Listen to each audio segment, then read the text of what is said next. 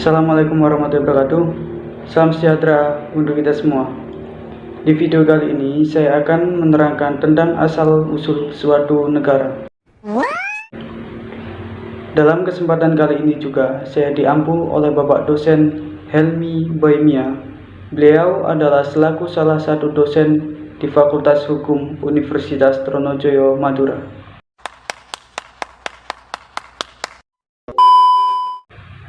Jangan lupa subscribe juga channel beliau, atau teman-teman bisa cari link channelnya di deskripsi di bawah.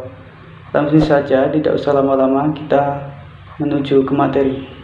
A few moments later. Baik, dalam materi kali ini saya akan menjelaskan tentang teori asal mula suatu negara. Next, apa itu negara? Dan bagaimana suatu negara itu terbentuk?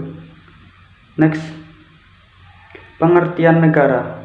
Negara adalah suatu wilayah di permukaan bumi yang kekuasaannya baik politik, militer, ekonomi, sosial maupun budayanya diatur oleh pemerintahan yang berada di wilayah tersebut. Negara juga merupakan suatu wilayah yang memiliki suatu sistem atau aturan yang berlaku bagi semua individu di wilayah tersebut dan berdiri secara independen. Lalu, bagaimanakah suatu negara itu terbentuk?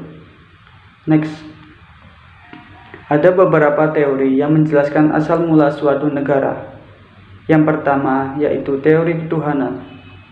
Teori ini menganggap bahwa terjadinya negara memang sudah kehendak Tuhan Yang Maha Kuasa, meskipun ini berawal dari determinisme religius, yaitu segala sesuatu yang terjadi ini sudah takdir Allah Subhanahu wa Ta'ala. Misalnya, kita dapat membaca dalam pembukaan Undang-Undang Dasar 1945 yang berbunyi atas berkat rahmat Allah dan seterusnya. Next, teori yang kedua yaitu teori kekuasaan. Suatu negara bisa terbentuk karena adanya kekuasaan. Kekuasaan berarti perjuangan hidup yang terkuat memaksakan kemauannya kepada yang lemah. Kekuasaan yang dimaksud ada dua, yaitu fisik dan ekonomi. Next, teori perjanjian. Menurut teori ini, negara bisa ada karena perjanjian masyarakat. Semua warga mengadakan perjanjian untuk mendirikan suatu organisasi yang melindungi dan menjamin kelangsungan hidup bersama. Jadi, nggak ada paksaan untuk bernegara. Next, teori hukum alam. Pada teori ini, negara dianggap terjadi karena faktor alamiah, sama seperti waktu seseorang lahir atau meninggal. Negara terjadi secara alamiah dengan bersumber dari manusia sebagai makhluk sosial yang memiliki kecenderungan berkumpul dan saling berhubungan untuk mencapai kebutuhan hidupnya. Next, teori yang terakhir yaitu teori kedaulatan. Ada dua subteori yang berhubungan dengan kedaulatan, yaitu A.